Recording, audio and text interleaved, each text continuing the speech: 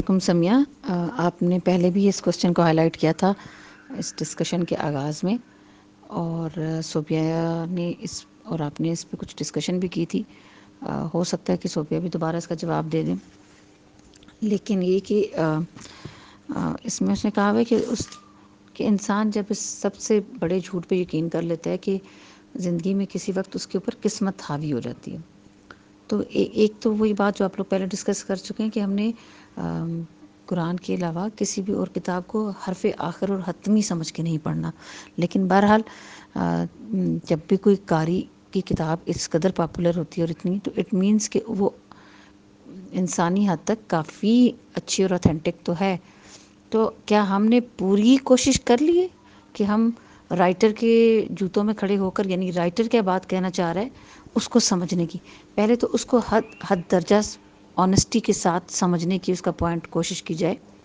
اور پوری کوشش کے بعد اگر وہ سمجھ نہ آئے تو پھر ڈس ایگری کیا جائے۔ تو پہلے میں آپ کو یہ بتاتی ہوں کہ رائٹر اس سے کیا کہنا چاہ رہا ہے، اور پھر آپ کی مرضی ہوگی آپ اس پوائنٹ سے ایگری کریں یا ڈس ایگری کریں۔ تو رائٹر یہ کہنا چاہتا ہے کہ دنیا میں بہت سارے لوگ ایکسیلنس کے لیول پر، آؤٹ اسٹینڈنگ لیول پہ کیوں نہیں جاتے؟ کیونکہ وہ یہ سمجھتے ہیں کہ ان کی زندگی پر ان سے زیادہ کسی پراسرار قوت یا قدرت یا تقدیر یا اللہ تعالیٰ کا کنٹرول ہے، ٹھیک ہے؟ تو وہ یہ کہنا چاہ رہا ہے کہ جو ہے وہ جب انسان اس جھوٹ پہ یقین کر لیتا ہے جس لمحے کہ وہ کسی پراسرار قوت کے کنٹرول میں ہے، تو اس وقت وہ اپنا پورا زور نہیں لگاتا، اپنی پوری طاقت صرف نہیں کرتا،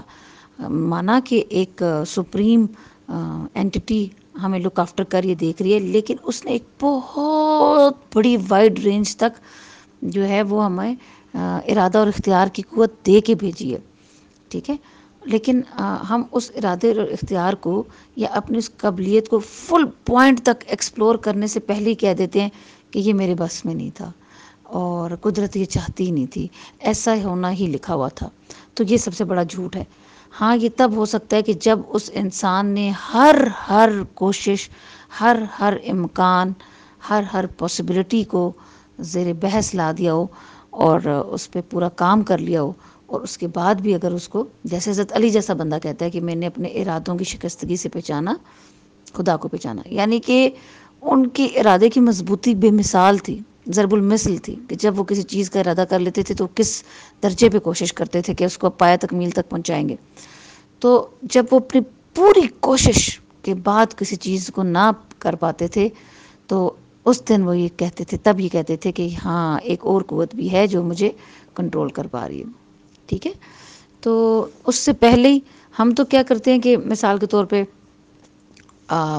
کسی کے گھر جانا ہے، یا کوئی سبجیکٹ لینے ہیں، یا کوئی ڈاکٹر بننا ہے، یا وزن کم کرنا ہے، تو ہم 2 سے 3 سے 4 5 دن کے بعد کرتے ہیں کہ بس یار یہ اسی طرح ہی ہے، یہ میرے بس کی بات نہیں ہے، بس قدرت نے مجھے موٹا ہی بنایا تھا، یا میں ان کے ادھر جا ہی نہیں سکتی، یا میں اس سے مل ہی نہیں سکتی، یا میں اس عالم سے مل ہی نہیں سکتی، یا میں ہوا باز یا جو بھی ہے وہ بن ہی نہیں سکتی۔ تو ہم دوسری تیسری کوشش بھی کہہ دیتے ہیں اور ہتھیار ڈال دیتے ہیں۔ لیکن جب ہم اپنی پوری کوشش کر لیں، اور پھر بلکہ یہاں تک ہوتا ہے کہ جب انسان اپنی پوری کوشش کر لیتا ہے تو اگر اس کے حق میں ہو تو قدرت اس کے سازگار اسباب مہیا کر دیتی ہے، اور اگر وہ اس کے حق میں نہ ہو تو قدرت کی طرف سے ایک ایڈ ہوتی ہے، یہ بھی اس کی طرف سے ایک ہیلپ ہوتی ہے کہ وہ اس راستے سے اس کو ہٹا کر کسی بہتر راستے کی طرف منتقل کر دیتی ہے۔ مثال کے طور پر حضرت یوسف کی کہانی میں آپ دیکھیں گے کہ حضرت یوسف نے قدم قدم پر اپنی قابلیت کی، اپنی عصمت کی، اپنے کردار کی، اپنی نظر کی حفاظت کی قدم قدم پر، اور وہ اپنے رب سے مایوس نہیں ہوئے، اور اپنی اس خاتون کے گھر میں رہتے ہوئے عزیز مصر کی بیوی کی بھی انہوں نے اپنے دامن کو بچا کے رکھا۔ تو جب انہوں نے اس حد تک دامن کو بچایا، اور جب وہ خاتون ان کو محل میں لے گئی اور سب راستے بند کر دیے گئے اور تمام شہوات کی چیزوں کو مجسم کر کے، مزین کر کے پیش کر دیا گیا، اور ہر طرح سے ان کو ٹریپ کرنے کی کوشش کی گئی، تو اس وقت تک یعنی کہ ان کو ایک برہان ایسی دکھائی گی کہ اس لمحے میں بھی انہوں نے پھر اس عورت کا دامن چھوڑا اور وہاں سے باہر کو نکلے، اور بند دروازے ان کے لیے کھول دیے گئے۔ یہ قدرت کا ایک ان کے اوپر انعام ہوا، کیونکہ وہ 99% اپنے ارادے اور اختیار کے تحت اپنی پاک دامنی کو ثابت کر چکے تھے۔ تو اب وہاں پہ انہوں نے ایسی، اور پھر اس طرح سے اللہ تعالیٰ کی ان کے لیے مدد آئی. اور برہان دوسری بات میں یہ بھی کہ جب انسان اپنے ضمیر کی اور اپنے تقویٰ کی قدم قدم پر حفاظت کرتا ہے تو ضمیر کی آواز بھی بہت ہی مجسم ہو کر اور بہت ہی واشگاف ہو کر اس کے سامنے آ جاتی ہے، اور وہ اس طرح سے اس کو برے اور بدی کے راستے سے روک لیتی ہے کہ گویا کہ کسی نے ہاتھ پکڑ کے وہاں سے ضرر سے یا کسی مشکل سے آپ کو ہٹا دیا ہو. تو یعنی کہ یہ آپ سمجھ چکی ہوں گی کہ یعنی